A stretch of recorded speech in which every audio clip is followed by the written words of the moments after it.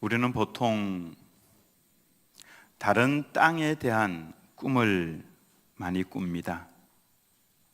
지금 내가 있는 이 땅보다는 저 땅이 더 좋은데, 이 환경보다는 조금 더 좋은 환경에 가면은 더 좋을 텐데, 내가 지금 겪고 있는 이 상황보다는 더 나은 상황, 그곳으로 가고 싶고, 왜냐하면 현실이 힘들기 때문에 그렇습니다. 근데 왜 나는 이런 가정에 태어났을까? 왜 우리 부모님은 이럴까? 왜 내게는 장동건 같은 남편이 없을까? 조금만 환경이 더 좋아지면 좋겠는데, 상황도 좀만 더 좋아지면, 형편이 조금만 더 좋아지면 나는 더 잘할 수 있을 텐데, 그러면 그때는 믿음 생활 더 잘할 것이고, 그때는 정말 감사도 많이 할 것이고, 기뻐하고 즐거워하며 기도 생활도 더 잘할 수 있을 것 같은데 라고 생각을 합니다. 근데 오늘 우리가 읽은 이 말씀은 우리의 이런 생각을 정면적으로 흔들어 버립니다. 이삭에 관한 말씀이죠. 다시 한번 이 말씀을 보면은 12절 말씀에 이삭이 그 땅에서 농사하여 그 해에 100배나 얻었고 여호와께서 복을 주심으로 라고 했습니다. 이삭이 그 땅에서 농사하여, 히브리어는 분명하게 그 땅이라고 지명을 이야기를 하고 있습니다. 그 땅이 어떤 땅입니까? 좋은 땅이 아닙니다. 비옥한 땅도 아닙니다. 그곳은 바로 기근의 땅입니다. 팔레스타인 지역은 비가 오지 않으면은 그건 곧 죽음의 땅으로 변하는 곳입니다. 비가 조금만 내려도 물이 흘러가는 그런 땅이죠. 이 땅을 가리켜서 하나님께서는 하늘에서 내리는 비를 흡수하는 땅이라 그렇게 말씀을 합니다. 즉 농사를 지으려면은 하늘에서 비가 내리지 않으면은 불가능한 땅이 그 땅입니다. 어디에서 물을 길어와서 물을 대어서 농사를 짓는 땅이 아닙니다. 그런 강이 없습니다. 요단강, 비가 내리지 않으면 그 땅도 마릅니다. 그 요단강은요, 지금 가서 보면은 좀 큰 개울 같은 느낌이 들 정도로 좁아져 있습니다. 물을 길어서 농사를 지을 수 있는 땅이 아니라 가나안 땅은 오로지 하늘만 바라보아야 하는 땅입니다. 그래서 하나님께서 이른 비와 늦은 비를 내려주지 아니하시면 도무지 농사를 지을 수 없는 땅, 사실 우리의 가나안 땅 아닙니까? 하나님만 바라보아야 살 수 있는 하나님의 사람들. 근데 그 땅에 비가 내리지 않으면은 그나마 있는 우물도 말라져 버리는 곳이 그 땅입니다. 기근이 찾아왔죠. 1절 말씀은 이렇게 시작을 합니다. 아브라함 때에 첫 흉년이 들었더니 그 땅에 또 흉년이 들매 이삭이 그랄로 가서 블레셋 왕 아비멜렉에게 이르렀더니, 아버지 아브라함 때에 기근이 있었습니다. 연도를 계산을 해보면 그때부터 이삭의 때에 기근이 온 이때를 기간을 계산을 해보면 약 100년 정도 만에 온 기근입니다. 아브라함이 가나안 땅에 들어왔던 75세에 그 땅에 기근이 있었죠. 100세에 아들을 낳았죠. 이삭은 40세에 결혼을 했고 60세에 아들을 낳았습니다. 이 기간들을 다 계산을 해보면 약 100년 뒤에 이렇게 기근이 다시 찾아왔는데 흔치 않은 것이죠. 그래서 이건 아주 심각한 겁니다. 적응하기가 굉장히 어렵습니다. 기근이 자주 있었더라면 어떻게 방도를 강구를 할 수 있을 텐데 100여 년 만에 처음 오는 또 기근이기 때문에 보통 때보다도 더 아주 심각한 문제가 발생을 할 수가 있다라고 하는 것이죠. 보통 이럴 때 사람들은 살 길을 찾아갑니다. 물이 있는 곳으로, 더 좋은 환경으로, 더 좋은 곳으로 땅을 찾아갈 수 있죠. 딱 맞는 장소가 있었습니다. 바로 애굽입니다. 걸어서 빨리 가면 20일 정도, 그것도 빨리도 갈 수 있을 겁니다. 애굽은 나일강이 있어서 젖줄입니다. 그 나일강이 물이 늘 넘쳐 흐르죠. 그러니까 땅이 굉장히 비옥했습니다. 웬만한 기근에는 끄떡도 하지 않는 장소가 바로 이 애굽 땅이었습니다. 그러기에 애굽으로 내려가는 것은 합리적인 방법입니다. 이성적이고 그리고 상식적으로 맞는 말이죠. 그러니까 이삭의 생각을 해봅니다. 하나님께서 가나안 땅을 나와 내 후손에게 주시겠다고 약속을 하셨으니까 잠시만 내려가서 기근을 피하고 가나안 땅으로 다시 올라오면 되지 않겠는가. 보통 많은 사람들이 그렇게 합니다. 그러니까 이삭이 살고 있는 이 집은요, 건물집이 아닙니다. 텐트입니다. 텐트를 치고 그곳에 농사도 짓고 또 목축업을 하면서 풀을 다 뜯고 나면은 또다시 다른 지역으로 이동을 해서 텐트 생활을 하고 있었으니까 이사하기가 훨씬 쉽죠. 그러니 잠시만 기근을 피해서 애굽에 가서 살고 있다가 회복이 되면은 가나안 땅으로 다시금 올라오면 되는 것입니다. 기근을 대했던 아버지 아브라함도 그렇게 했었습니다. 이삭도 내려가려고 했었죠. 근데 하나님께서 딱 막으셨습니다. 2절 말씀에 보면 여호와께서 이삭에게 나타나 이르시되 애굽으로 내려가지 말고 내가 네게 지시하는 땅에 거주하라. 여호와께서 이삭에게 어떻게 나타나셨는지는 정확하게 알 수 없지만은 분명하게 하나님께서 내게 나타나셔서 말씀하셨다라고 할 수 있을 정도로 확실하게 하나님께서 이삭에게 말씀을 하셨던 겁니다. 내려가지 말고 이 땅에 거하라. 이 땅이 무엇을 의미하는지 그 의미가 명확해졌습니다. 이 말씀을 보면은 그 땅은 가나안 땅입니다. 또 그 땅은 하나님께서 지시하시는 땅이죠. 즉 하나님의 말씀에 순종하는 땅, 그게 바로 그 땅이다라고 할 수가 있습니다. 주의 말씀에 순종하는 것. 하나님의 말씀을 보면 사실 우리가 예수님을 믿다가 보면은 가슴이 턱하고 막힐 때가 있습니다. 딱 보면은 하나님께서는 융통성 하나도 없고 바늘 틈 하나도 들어갈 공간이 없을 정도로 숨이 턱 막히는 말씀들이 굉장히 많이 있습니다. 이삭이 하나님께 아니 하나님 물이 없어서 이렇게 고생하는 거, 이 수천 마리나 되는 가축이 목이 말라서 힘들어하고 있는 것 하루 이틀도 아니고 이거 어떻게 감당할 수 있습니까? 기근만 잠시 피하고 다시금 가나안 땅으로 올라오겠다는데 그것도 안 됩니까? 사실 하나님의 말씀을 보면요 불합리해 보이는 그런 말씀들이 많이 있습니다. 저는 처음에 성경을 읽다가 이거는 아닌 것 같은데 라고 하는 말씀들을 많이 발견했습니다. 그냥 편하게 애굽에 잠시 내려갔다가 편안하게 살다가 다시 회복하면은 올라오면은 얼마나 좋겠습니까? 그게 뭐가 그렇게 잘못된 겁니까? 근데 하나님께서는 단호하셨습니다. 애굽에 내려가지 말라. 아니 물이 풍성하고 꼴이 풍성한 그곳을 왜 못 가게 막는 겁니까?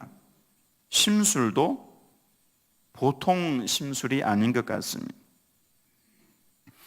근데 왜 하나님께서 이렇게 말씀을 하십니까? 좋은 게 좋다고 조금만 타협을 하면 좋겠는데 세상 사람들은 다 하는 것인데 왜 예수 믿는 왜 나는 이렇게 괴롭히십니까?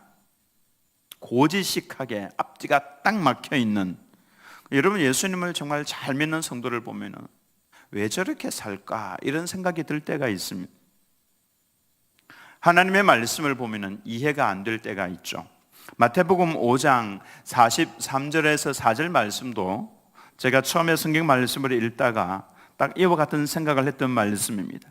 또 네 이웃을 사랑하고 내 원수를 미워하라 하였다는 것을 너희가 들었으나 맞죠? 이웃은 사랑해야 됩니다. 이웃 사촌 아닙니까? 근데 원수는 미워하라 맞습니다. 원수는 미워해야 이거 제가 너무 목소리 높이면 안 되는데 원수는 미워하는 것이 정상입니다. 이게 세상 사람들이 살아가는 방식입니다. 나 이렇게 하라는 것을 너희가 들었으나 근데 그 다음 말씀, 나는 너희에게 이르노니, 이게 하나님의 말씀입니다. 너희 원수를 사랑하며 너희를 박해하는 자를 위하여 기도하라. 가슴에 턱 막히지 않습니까?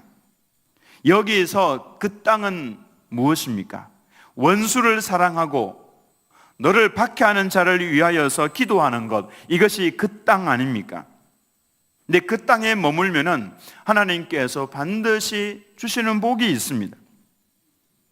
근데 상식적인 것은 이웃을 사랑하고 원수는 미워해야 상식입니다. 이게 정상입니다. 그래야 스트레스도 풀리고 병에도 안 걸릴 수 있습니다. 속이 후련할 수가 있는 것이죠. 그런데 하나님께서는 너희 원수를 사랑하고 너희를 박해하는 자를 위하여 기도하라. 어렵습니다. 그래서 예수님을 믿는 길을 좁은 길이라 그렇게 말씀을 합니다. 좁은 길이어서 그 길로 걸어가는 사람들이 적습니다. 사람들은 보통 박해하는 자를 위해서 기도하는 것이 아니라 원수 갚을 것을 생각을 합니다. 욕을 합니다. 어떻게 하면 내가 되갚아 줄까? 이거 연구합니다. 그렇게 하는 사람들이 대부분입니다. 넓은 길이라고 할 수 있습니다. 그 길로 가는 사람은 많습니다. 예수님께서 말씀하신 이 좁은 길로 가는 사람이 진짜 하나님의 백성들이죠. 숫자가 적습니다. 근데 우리는 모두가 다 그 길로 걸어가도록 부름을 받은 사람들 아닙니까? 그럼에도 불구하고 하나님께서 주시는 이 말씀들은 참으로 불합리해 보이고 기가 막히고 숨이 막히는 그런 말씀들입니다. 그래서 그 땅에 머무는 것이 그렇게 어려운 것입니다. 그래서 이삭이 그 땅에 농사했다는 이 표현은 정말로 어려운 결정을 내렸다라고 하는 것을 우리가 생각을 해야 됩니다. 진짜 믿음은 환경이 좋을 때만 순종하는 것이 아니라 상황이 악화되고 있을 때에도 변함없이 하나님의 말씀을 순종하는 것으로 드러납니다. 이것은 신뢰의 문제입니다. 신뢰하는 자만이, 하나님을 신뢰하는 자만이 그 땅에 머물 수 있고, 하나님을 신뢰하는 자만이 불합리해 보이는 하나님의 말씀에도 순종을 할 수가 있는 겁니다. 이 숫자는 적습니다. 이 좁은 길을 걸어가는 성도, 저는 우리 들은교회 모든 성도님들이 하나님의 말씀이 불합리해 보인다고 할지라도, 그 길 사람들이 많이 가지 않는다고 할지라도 그래도 끝까지 하나님을 신뢰하고 그 좁은 길 걸어가시기를 예수님의 이름으로 축원합니다. 아멘 하고 싶지 않죠? 근데 그가 진짜 하나님의 성도다라고, 하나님의 제자다라고 할 수가 있는 겁니다. 누가 예수님 믿는 것을 편하다고 그랬습니까? 누가 예수님 믿는 그 길이 쉽다라고 그랬습니까? 예수님을 제대로 믿으면서 편안하게 살아가는 사람은 아무도 없습니다. 갈등 많이 합니다. 고민 많이 합니다. 눈물로 기도합니다. 하나님 저 도와주십시오. 그렇게 하는 이유가 무엇입니까? 좁은 길 걸어가려고, 힘들어도 불합리해 보인다 하더라도 그 길 걸어가려고 그렇게 기도하고 있는 것 아닙니까?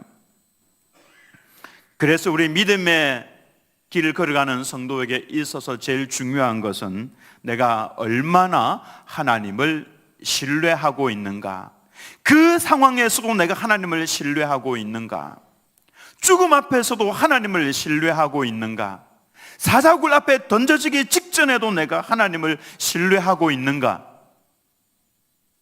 사자굴 앞에서도 우리가 하나님을 신뢰하고 있으면 하나님께서 막아주실 것 같죠. 막아주실 때도 있습니다마는 사자굴에 그냥 그대로 던져 넣으실 때도 있습니다. 네가 사자굴에 던져져서도 변함없이 나를 신뢰하고 있는가? 그러면 하나님께서 사자의 입을 막아주시기도 하지만은 사자의 밥이 되기도 하십니다. 그 순간에도 네가 하나님을 신뢰하고 있는가? 이것이 믿음이다라고 하는 것입니다. 하나님을 신뢰하는 성도는 정말 악화된 상황에서도 믿음을 보여줍니다. 이삭이 그러했습니다. 이삭이 말이 별로 없는 사람이라고 그랬죠. 마음이 약한 사람이라고 그랬죠. 그리고 결단력이 좀 떨어지는 사람입니다. 쥐어서 사는 사람일 수도 있습니다. 근데 이삭은 뿌리가 있습니다. 신앙의 뿌리. 아버지로부터 내려온 신앙의 뿌리. 아버지와 어머니로부터 늘 들어왔던 하나님의 말씀으로 인해서 단단하게 세워져 있는 그와 같은 신앙이 이삭에게 있었다, 그 말씀입니다. 사람이 별로 좀 약해 보이고 해도 신앙의 뿌리가 있는 사람은 무서운 사람입니다. 쉽게 넘어지지 않습니다. 아무리 바람이 불어와도 뿌리가 있기 때문에 잘 흔들리지 않습니다. 신앙의 일대가 그것을 보여주어야 합니다. 신앙의 일대는 정말 힘든 과정을 거쳐가죠. 그래서 많이 흔들리기도 하지만 그 속에서 싸우면서 결국에는 이겨냅니다. 근데 그 모습을 신앙의 2세대가 보아야 합니다. 아버지 어머니가 주일 성수에 목숨을 거는 것, 신앙의 2대가 보고 배워야 합니다. 아버지는 좀 흔들리다가 서기도 하지만은 신앙의 2세대는 별로 그거 문제 삼지 않습니다. 흔들리지 않습니다. 저는 그래서 지금까지 단 한 번도 주일 성수를 하지 못했던 적이 없습니다. 한 번도 11조 예물을 뒤로 훔쳐낸 적이 한 번도 없습니다. 그건 당연히 하는 것인 줄 알고 그걸로 인해서 흔들린 적은 없습니다. 왜냐하면 신앙의 아버지 어머니가 그걸 그냥 보여주셨기 때문에 그런 것입니다. 여러분들은 여러분의 자손들에게, 후손들에게 어떤 신앙의 모습을 보여주고 있습니까? 적어도 특별 새벽 기도회를 할 때는 자녀들에게 이건 반드시 해야 되는 것이다. 송구영신 예배를 드릴 때는 이건 반드시 고민할 필요가 없이 그냥 하는 것이다. 한 해를 보내고 새로운 한 해를 맞이할 때에 고민할 필요가 뭐가 있느냐 하고 하는 것, 신앙을 보여주어야 되는데 여러분 그거 안 보여주잖아요. 여러분의 자녀들은 여러분의 신앙만큼 신앙생활 못하게 됩니다. 이게 신경을 잘 쓰셔야 합니다. 나는 지금 어떤 세대를 물려주고 있는가? 저는 우리 자녀들에게 주일 성수는 목숨 걸고 하는 것이다. 11조 예물은 반드시 하는 것이다. 어떤 경우에도 하는 것이다. 이거 그냥 다 보여주었더니 그냥 합니다. 그냥. 이걸로 인해서 흔들리거나 이것 때문에 고민을 하거나 그러지 않습니다. 우리의 믿음이 그러해야 합니다. 하나님을 신뢰하기 때문에 어떤 상황에서도 흔들리지 아니하고 하나님을 바라보고 순종하는 우리 들은교회 모든 성도님들 다 되시기를 예수님의 이름으로 축원합니다.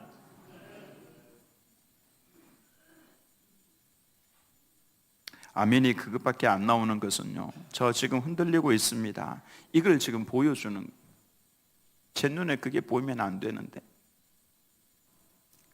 이삭은 어떻게 했습니까? 다른 땅을 찾지 않았습니다. 그냥 그곳에 머물렀습니다. 그리고 그가 할 수 있는 것을 했습니다. 기근이 있는 땅에, 비가 내리지 않는 땅에, 흉년이 있는 땅에 씨를 뿌리는 것은 어리석은 겁니다. 그 씨를 버리는 것은 마찬가지입니다. 그럼에도 불구하고 씨를 뿌린다라고 하는 것은 나는 오직 하나님을 신뢰합니다 라고 하는 증거입니다. 이 모습은 우리 믿음의 선배들에게서 많이 찾아볼 수가 있습니다. 노아의 모습을 보면은 비가 와서 온 땅을 비가 삼킬 것이니까 방주를 지어라라고 하시는 하나님의 말씀에 순종했습니다. 사실 그때까지도 인류는 비가 무엇인지를 몰랐습니다. 그때까지도 지구에는 비가 내리지 않았기 때문에 그렇습니다. 대신에 땅에서 올라오는 습기가 있었죠. 따로 비가 내리지 않아도 식물들은 땅에서 올라오고 있는 습기를 머금었습니다. 그리고 그 물을 마시면서 자라났었죠. 가장 좋은 지구의 환경이었습니다. 하늘에서 비가 내려와서 온 땅을 삼킬 것이다 라고 하는 하나님의 이 말씀은 도무지 믿을 수 없는 말씀이었습니다. 그럼에도 불구하고 노아의 가족은 방주를 지었습니다. 그때까지만 해도 방주가 무엇인지, 배가 무엇인지 모르는 때 아닙니까? 방주를 120년에 걸쳐서 지었습니다. 사람들이 와서 물어보죠. 뭐 하는 거냐고. 대체 그거 뭐냐고. 방주라고. 하늘에서 비가 내려올 텐데 온 땅이 물에 잠길 것이라고 그때를 대비해서 배를 짓고 있는 거라고 사람들이 코웃음을 쳤습니다. 노아의 신앙은 에녹에게서 이어받은 겁니다. 에녹이 하나님과 동행했기 때문에 노아도 하나님과 더불어 동행하였다. 그가 하나님을 경외했다라고 기록을 하고 있죠. 사람들이 그럽니다. 하나님을 믿는다고 하더니 드디어 노아가 미쳤구나. 하늘에서 비가 내린다는 그게 무슨 말이냐고. 세상에 단 한 번도 있지 않았었는데 무슨 비가 내려서 온 땅을 삼킨다고. 120년간 노아는 그와 같은 환경 속에서 하나님을 신뢰해서 방주를 지었습니다. 결국 완성했습니다. 어떻게 되었습니까? 하나님께서 땅을 물로 심판을 하셨습니다. 하늘의 창들을 여셔서 하늘 위에 가두어 두었던 물들이 땅으로 다 쏟아지게 하셨고 기품의 샘들이 터졌습니다.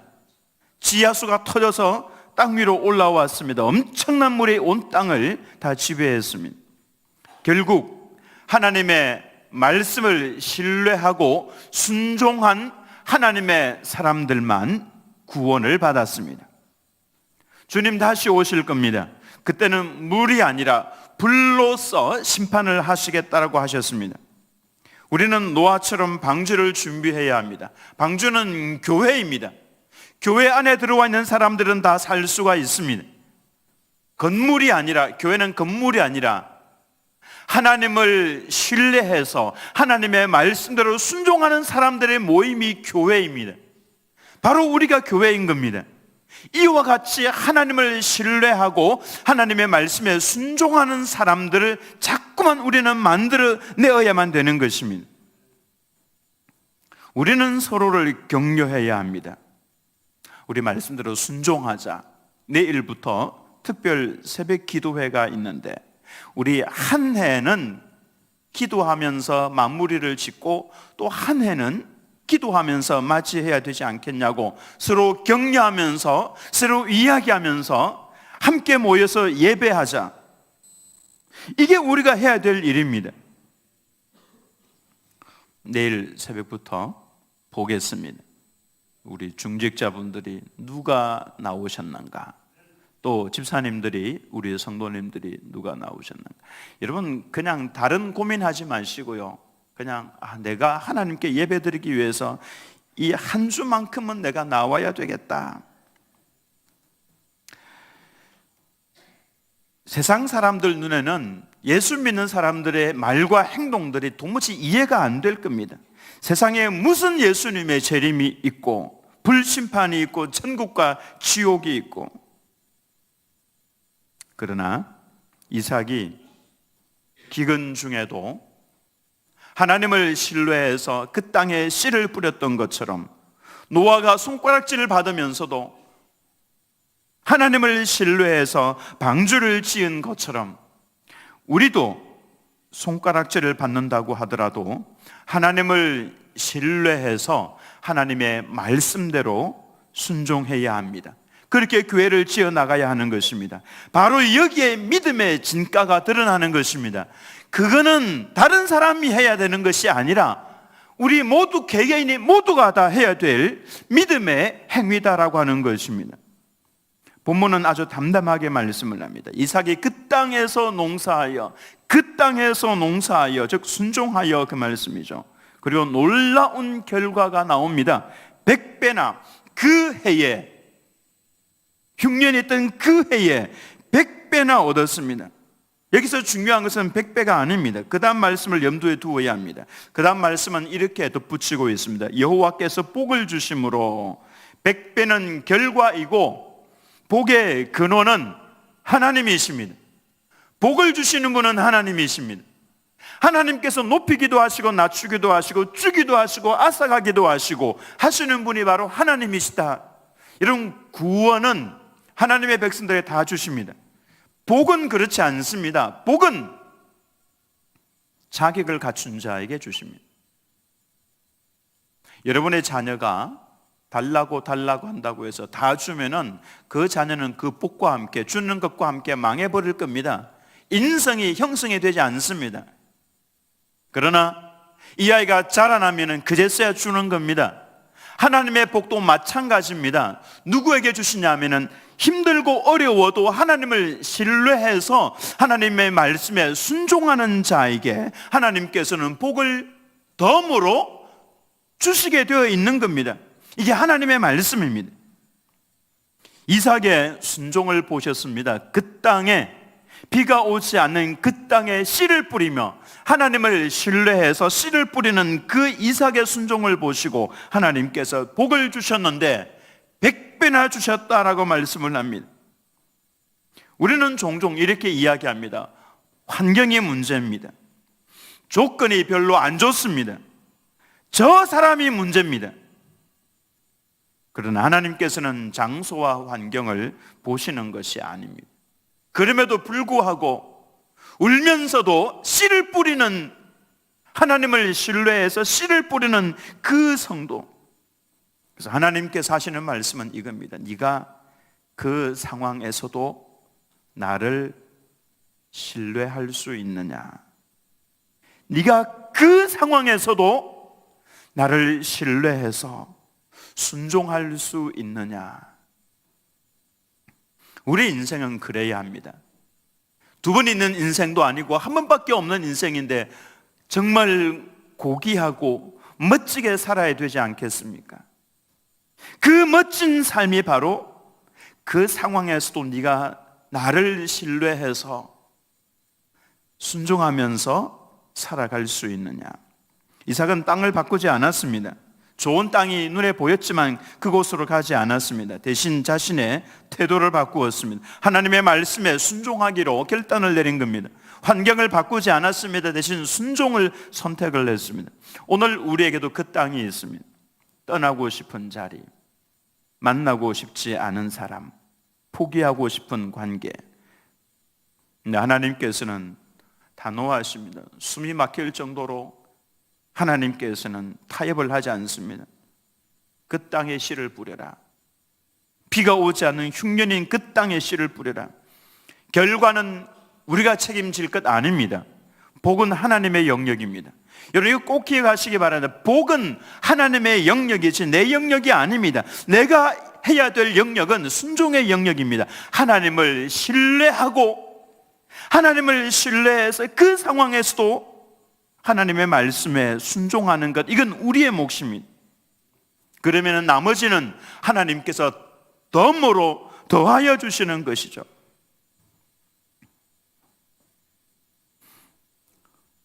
근데 하나님의 백성들에게는 그걸로 끝이 아닙니다. 우리는 성령이 충만하면 이제 끝이야. 이제 성령이 충만하면 됐어. 아닙니다. 그 다음에 다가오는 것이 있습니다.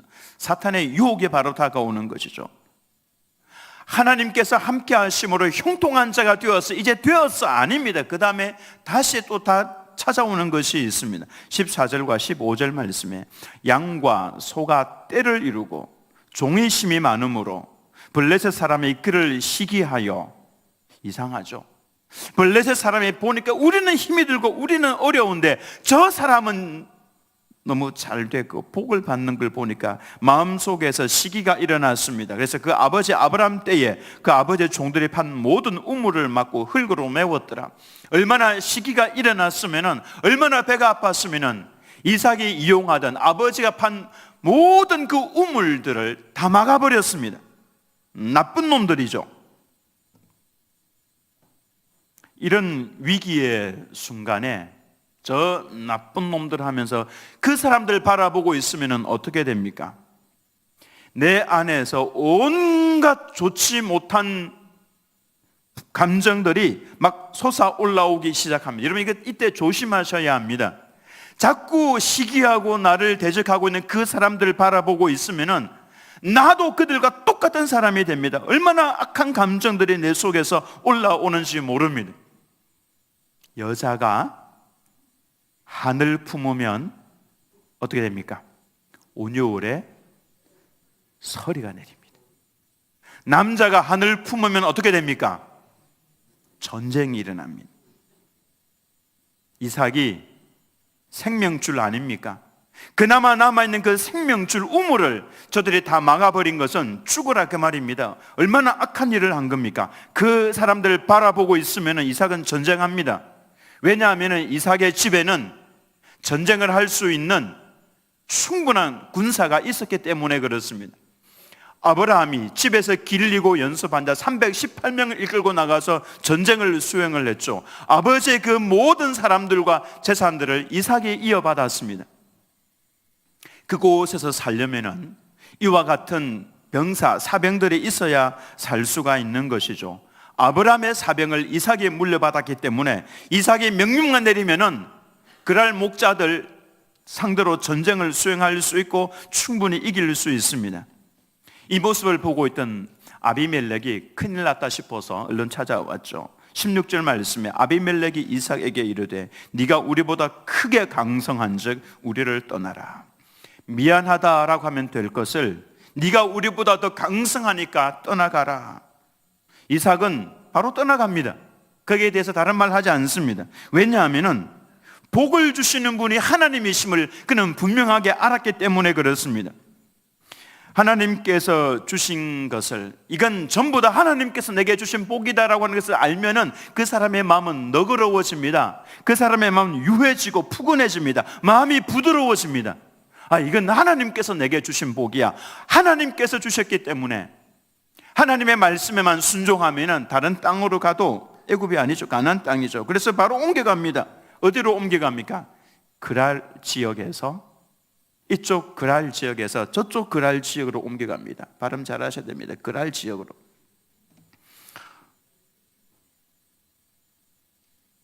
그랄 지역이죠. 이삭은 저쪽으로 옮겨가도 복을 받을 것이 분명합니다. 왜냐하면 하나님께서 머물라라고 말씀하신 가나안 땅에 머물고 있기 때문에 그런 것입니다. 이제 우리는 이 문장 하나를 여러분 가슴 속에 꼭 새겼으면 좋겠습니다. 나는 하나님의 사람입니다.